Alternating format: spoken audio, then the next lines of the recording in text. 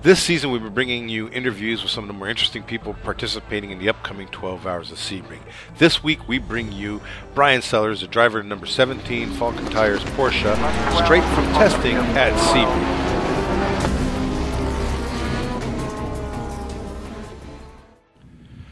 All right, guys, we're here with Bryan Sellers, the driver of the number 17. Am I right?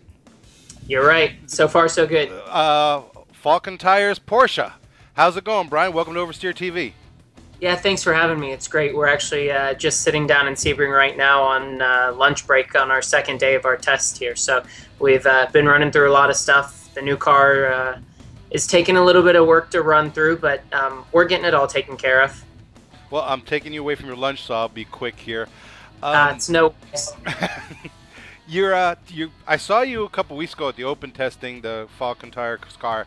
Now you're testing, which is for most people, you go watch testing, doesn't look that exciting, but it's so important for you guys. You're testing not only a new car, but you're also testing a new tire from Falken, aren't you? Yes, we are, and testing is not. Testing's very limited, the amount we can get, for multiple reasons. One, it's so expensive budget-wise, but two, ALMS actually limits the days you can test as well. So the days we do test, we have to make, we have to take full advantage of, because like you said, we not only have to develop our new car, but we also have to develop a new tire. So it's such a fine line in concentrating on how much you concentrate on each end of it. We have to make sure we pay attention to the car to get the most out of it, but we have to make sure at the same time we pay attention to the tire as well, because obviously that's such a huge component into the whole program. And it doesn't help matters that after testing, you start off the season with probably one of the most grueling races on the planet, the 12 Hours of Sebring. Okay, let's just split this up into the testing. The new Porsche, brand new Porsche, pretty much for everybody out there. What are your impressions of the new car? Well, first of all, it looks fantastic. I mean, you have to start there because it's the first thing you see, and I mean, it's absolutely beautiful. They did a fantastic job visually. They brought the new 911 into modern era, with all the new aero widgets and everything. It looks fantastic. And as far as what everybody really wants to know, how effective has it been, the answer is very so far.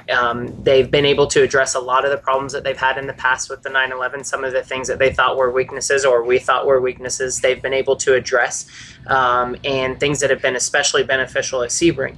So our first impression of the car is that it will be something fantastic.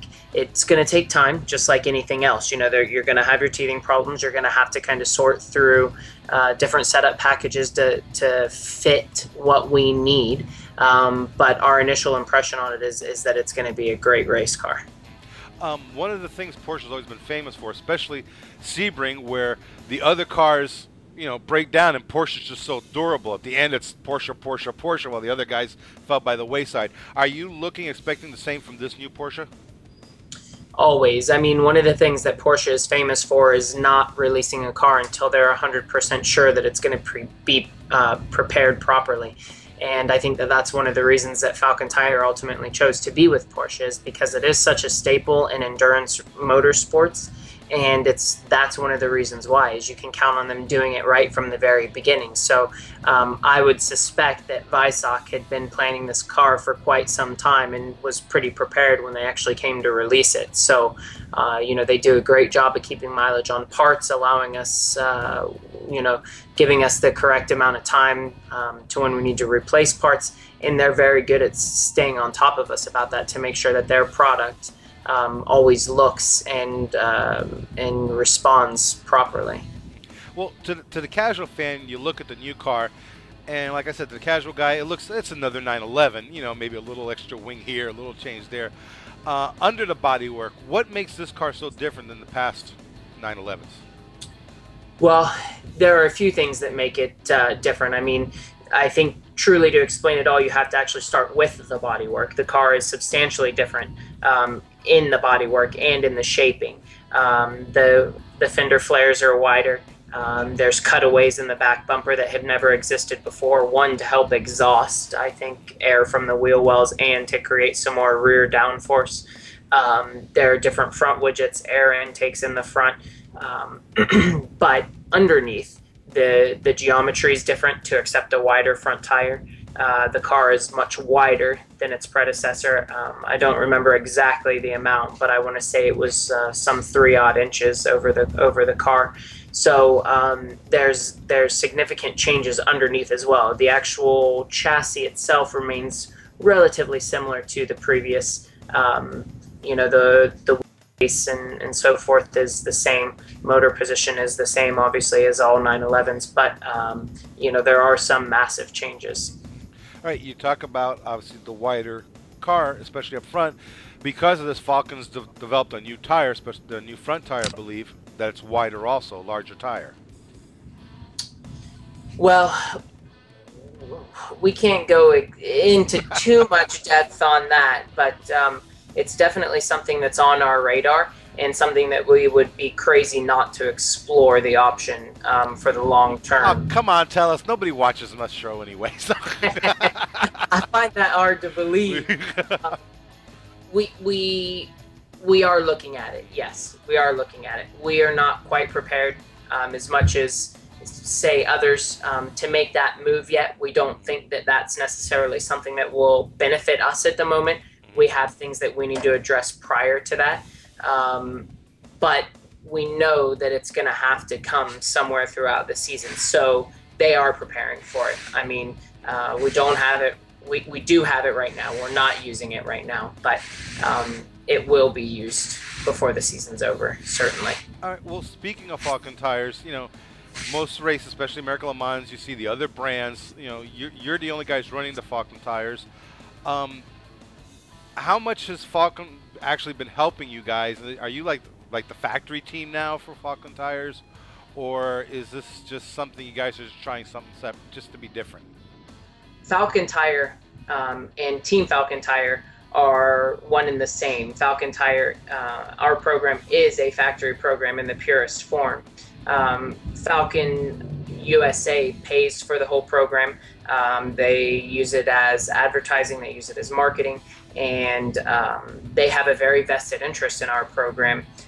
So they are involved with the program on a day-to-day basis. There's nonstop information sharing that goes on between the team and between Falken USA, and then Falken USA, the team, and Falken Japan. So it is very much a factory program and is very much taken on by Falken USA and Falken Tire Japan to try and better the tires, to try and increase awareness with their brand.